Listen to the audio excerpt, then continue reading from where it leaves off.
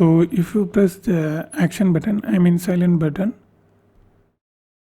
it doesn't goes to the silent mode, means it opens up any other operation on your iPhone 17 or 17 Pro Max or even iPhone Air.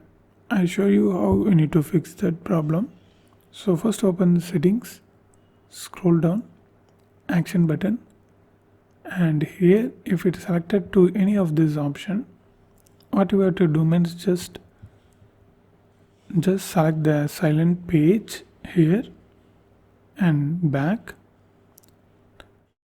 Now if you long press the silent button, silent mode activated. If you long press again, it goes off. So this is the thing.